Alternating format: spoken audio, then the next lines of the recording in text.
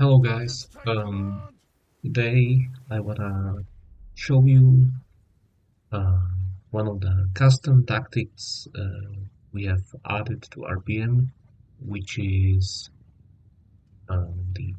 the infantry split attack, like the flanking maneuvers done by infantry. And this tactic is active when you play for or when AI plays, or when your character is from Sturgian and Nord culture. And with this tactic, when you delegate command or when the AI is playing, it sends your shock troops to left and right flank uh, of the main formation, which can potentially, allow for some flanking, and at least it should make the game a bit more unique. It, it should add some space to the game. So in this first example, we are using simplified armies on infantry and archers, or infantry and crossbowmen. This is to it's easier to show how the tactics look like without the chaos added by cavalry. Uh, Later in the video, I will show how this looks like with the more complex army when the cavalry is present. So this tactic should hopefully help Sturgia a little bit in infantry combat. We see here that the lines have clashed, and that there is a flanking force on both sides here. First they throw their weapons and then they charge into battle. They are preferentially two-handed troops, so troops with two-handed pole arms and two-handed axes. Here we have some Sturgian archers. They are focused on Slavic draw, on speed shooting with slightly weaker bows, but with high volume of fire. We see kind of a crescent formation here caused by the flanking forces here. And on the other side we see the Vlandian crossbowmen. They deal much higher damage per shot, and they are more tanky than the Sturgian archers, but they have obviously much slower rate of fire. And so far the battle seems quite even. And the Vlandians have the hill here, so that should give some advantage to their crossbowmen, and also maybe give a slight disadvantage to the javelins. However, like at this portion of the map, it is quite even, so the infantry should have quite even odds at this specific part of the map.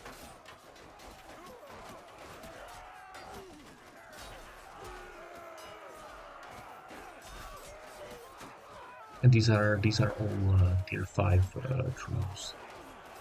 So in actual battle you would have in the campaign you would have a mix of like tier 4, tier 3, tier 2 soldiers, tier 1, and so on, and lots of mercenaries.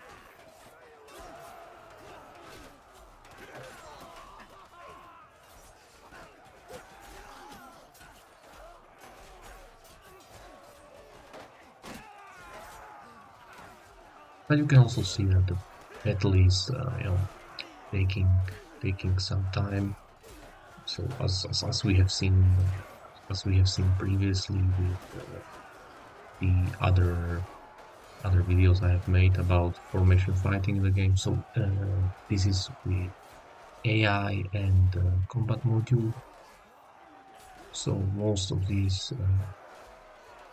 the things you see should be in the live version of the game. However, we are experimenting with some tweaks to AI and to some units in the beta as well.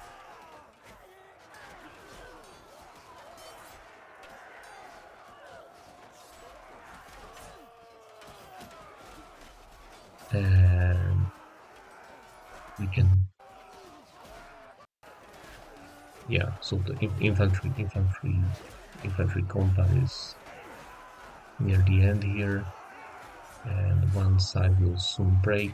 So in this case, the the Vlandians have broken, but it was very even, as as you can see by the power meter. And most of these soldiers are will have a hard time like walking up the hill against these crossbowmen, as you can see here. We are getting, some close quarters shots with the crossbows.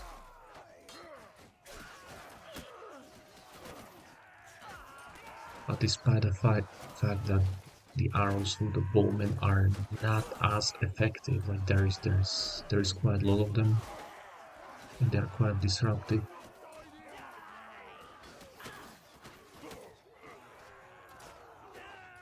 But at this point, the battle is still very even. But I believe that the crossbowmen have sustained some casualties at this point. But we can see the battle takes some more time. And in the end, the archers, I believe, are running out of ammo, and some of them are gonna be charging at the crossbowmen because they are speed shooting. So as a result of that, they are probably a bit less accurate because they're trying to shoot fast and a little bit less of a damage per shot, more DPS. But in the end, they might actually win it.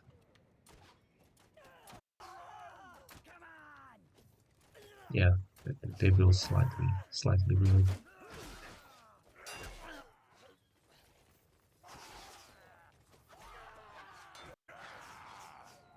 So now, uh, so this is how the battle looks like in like very, the tactic looks like in a very simplified scenario. However, here we're gonna have more of a mixed army with cavalry and some horse crossbowmen present as well. And the Vlandia is gonna have their cavalry as well, which spice up the game more. And also, this is more realistic scenario what you're gonna be facing in the game. So cross the mounted crossbowmen are about to start skirmishing. And we are experimenting now with like making them a bit more reactive even when they are using a movement strategy instead of straight away charge strategy. So in beta, so in the open version, in the live version, they should be more reactive, like this. Obviously, it also depends on quantity. Like problem with Bannerlord and even with Total War is that once you have large amounts of cavalry, they tend to get clumped up much more. They tend to get stuck on each other, and they react much slower to like charges like this. But smaller units like this one is doing quite well in terms of baiting the enemy cavalry. And here we see like the Druzhniks are now trying to countercharge the Vlandians. So here we see some attempts from the cavalry to charge each other, and on the other side they're gonna just straight away charge each other. Now Druzhniks are a more of a melee cavalry, or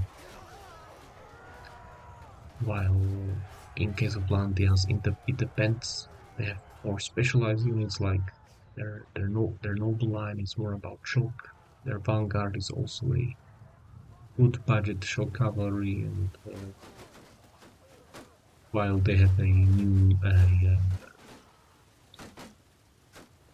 melee cavalry unit as well, which we are using, which we managed to add to the game because recently some new IDs were added to the game.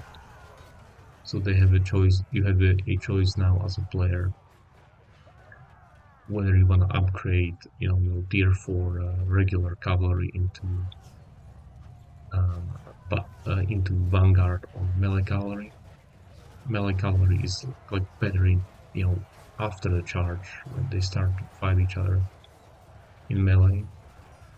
They are equipped with like 200 bardish or bulges, I believe they are called here. And here the lines have clashed, but in this case, the single Vlandian formation actually reacted, and you can see it's split. It's a unofficial split. It's still a one formation, but we coded the formations in such a way that they are trying to react relatively intelligently to enemy actions. So they are trying to prevent flanking, and it's kind of working. But you can see in general it's much more chaotic before, with the cavalry present. Cavalry is dealing quite a lot of damage. Vlandians are holding the hill. I mean, their infantry is a bit less numerous because I gave Vlandia a bit more cavalry, while Sturgia has a bit more infantry in this battle.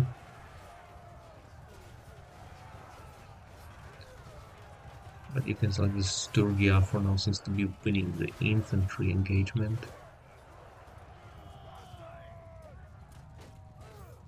But the crossbowmen are also very, very decent in melee fight. They have large shields, maces, and pretty good armor for ranged unit. However, Vlandia seems to have still quite a lot of cavalrymen present, which may prove crucial. Like they are massacring the Sturgian archers, dealing a lot of damage to the Sturgian infantry.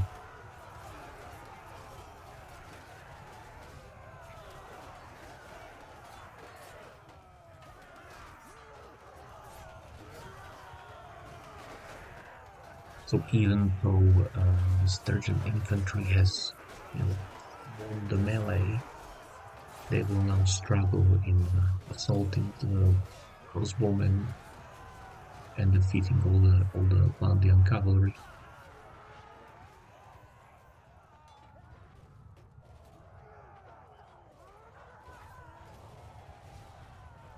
You can see here quite massive charges by Vlandian cavalry. Some of the Sturgeons are trying to pace, I believe, the running Vlandian infantry, while others are trying to charge crossbowmen. But they are lacking numbers, and the crossbow shots from point blank range are gonna be very deadly combination with the heavy Vlandian cavalry.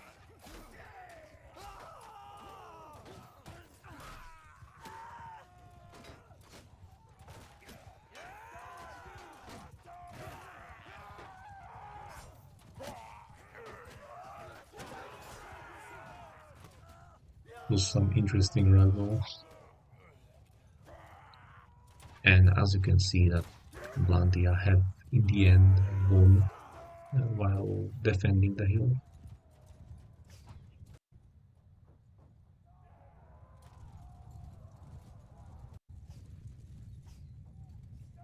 And in the final battle, we're gonna reverse the situation, and the Sturgians are gonna be defending, and the Vlandians are gonna be attacking this time. So Sturgian infantry and the melee cavalry is gonna be holding, possibly some tiny hill here, while the mounted crossbowmen, the strelcy, which are based on the medieval tool and a Polish unit of crossbowmen on horseback, are gonna be trying to harass the Vlandian army here.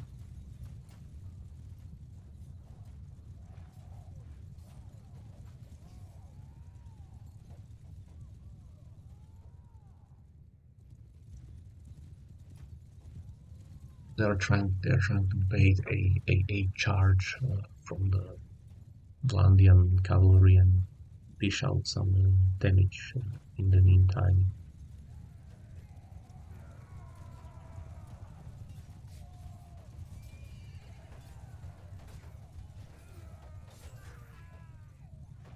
And sometimes they get caught a little bit, sometimes they manage to escape, they shoot some shots.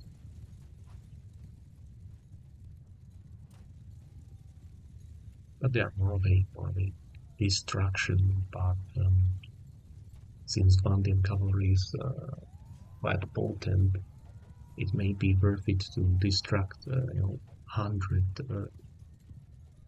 cavalrymen by 50 mounted crossbowmen.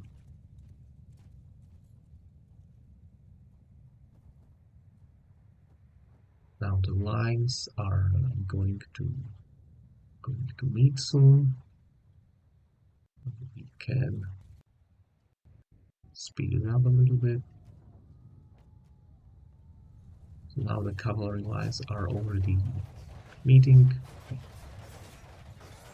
And after the initial charge, they are going into melee. Especially the Sturgians are trying to force a melee. Once they go to point blank range, they switch to their two-handed maces. But Vlandians are doing some flanking charge as well.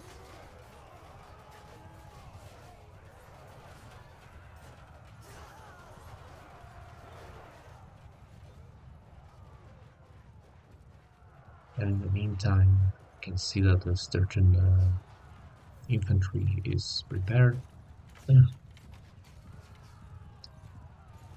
Sturgian archers are speed shooting from the hill, and the infantry is counter-charging and throwing their projectiles against Vlandians.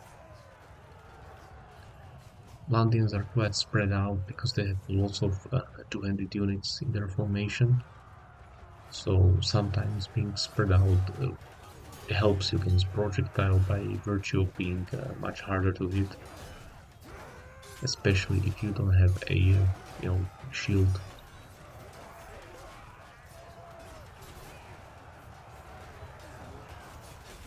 But Vlandians have managed to kind of split their formation, but they might have split a bit too much because they seem to be this time quite strong on the flanks. But they remained quite weak in the middle, which we can see here. So the hill advantage with javelins was quite massive here.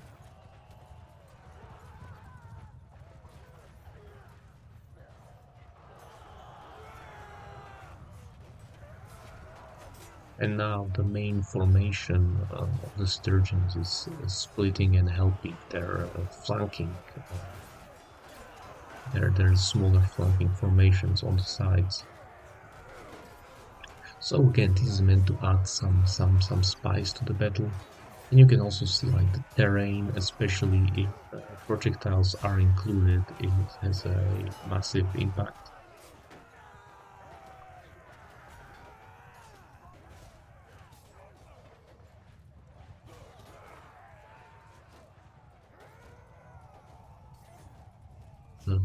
Vlandian cavalry is still dealing quite heavy damage, especially to the archer units, but this time the Sturgian infantry is numerous enough to make it to the Vlandian crossbowmen and to assault them in melee.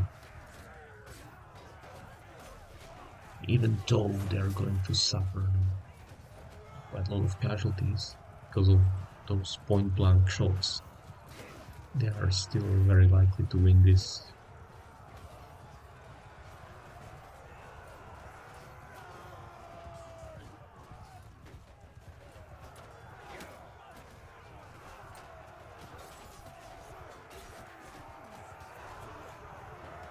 Yeah, so the Sturgia has won this battle.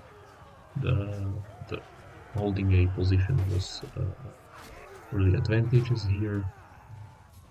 Vlandia still has some cavalry and they will deal some damage, but it won't be enough. Yeah, so this is how the Sturgeon and Nord unique tick functions. It splits the main infantry formation into three smaller formations and it tries to flank. I hope you enjoyed it, and if you like what we are doing, you can give us a like. You can even support us on our Patreon, where you can also get the access to the beta of the mod. Thanks for watching. Have a nice day.